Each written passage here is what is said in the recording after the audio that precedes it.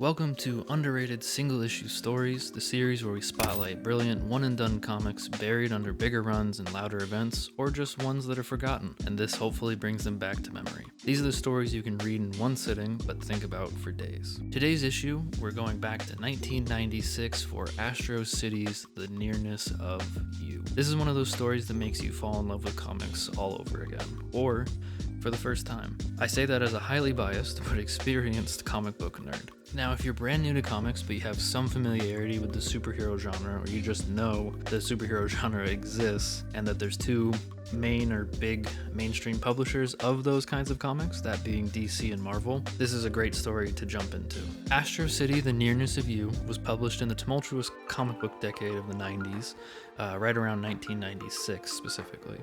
If you have no idea what Astro City is, that's perfectly fine, like we mentioned earlier. Essentially, Astro City came about in the mid-90s and has been published under Image, Homage, Vertigo, and DC Comics. All of those people have published them since then. The overall feel to Astro City is very Silver Age in some ways, and Alex Ross's painted style covers definitely give it that feel at times too. But the best way I can relate the vibe of the whole series, or at least these early ones, is kind of like the beginning of the first Incredibles movie, if we go back to then, where there's all kinds of superheroes and they've existed for a while publicly in different capacities. There are tons of heroes of all kinds of different shapes and sizes and backgrounds, and there are some that are definitely more direct homages to some of the more famous big names from Marvel or DC. You'll see one is definitely a Superman equivalent, there's definitely a more direct Wonder Woman equivalent, but these heroes all throughout Astro City's lineup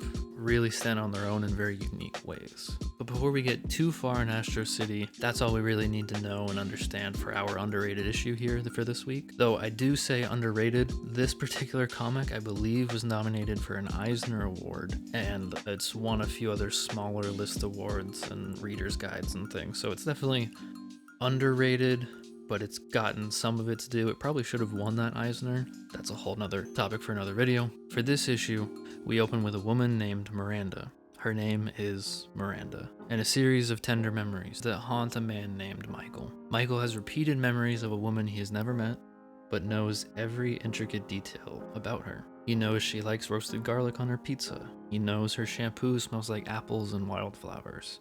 He knows she has a capped tooth from a childhood accident when she was 8. He knows her until she vanishes in the same dream, night after night. Memory after memory of a life together, of her in his t-shirt doing dishes and smiling. Memories that repeat and haunt him into sleepless nights. Daydreaming and lost at work, missed dates with real women in his life. Michael is a mess, and rightfully so. He's at his end and semi-convinced he's just going nuts. He knows this person must be real. She's too real. The memories are too real for her not to be. He calls his mom, he calls his friends from college, from high school, he even makes a late night call to a buddy from middle school, all to no avail, and he just sits in his unraveled mess of an existence over Miranda. He sees her in the clouds, but he doesn't know who she is. Until he hears a noise, and suddenly a figure known as the Hanged Man appears. He's got this very classic mix of Batman's Scarecrow and the Sandman sort of combination look to him.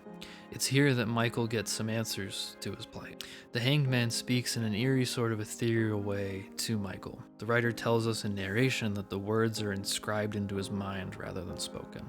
Michael is in fact not going crazy, but there is more to the story as Michael's dreams are troubling him, but in doing so, those dreams are also troubling reality. So the Hanged Man shows Michael the cause of all these sleepless nights. We're taken back in time with Michael to around 1943 or so, and a villain named the Timekeeper is being thwarted by a very Captain America-esque hero and his sidekick called the Slugger. Michael gets to see all of this, wondering what it has to do with him, but he waits. He waits and sees how Timekeeper sunk into his evil desires over time after being thwarted time and time again, and finally decides he will go back in time and prevent the heroes from ever being born. He gets caught up in a massive time battle with the Protector and Lord of Time, Eternion.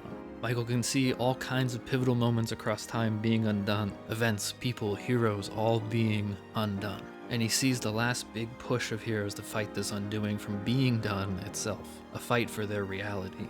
It's here that Michael gains understanding. Miranda was real. Miranda was his wife.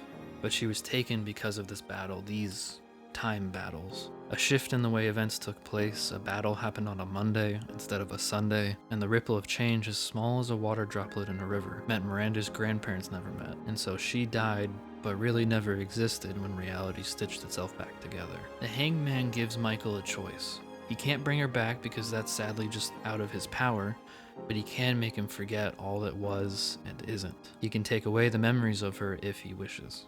Or he can remember and keep his understanding so that he can sleep and have what little closure it does bring to just know. Michael hesitates only for a little and decides he does want to remember. The hangman leaves and Michael sleeps, this time without fear or drugs, and invites the memories in, deciding that in another time, another world maybe, he knew Miranda. He knew her and he loved her, and that was enough for him.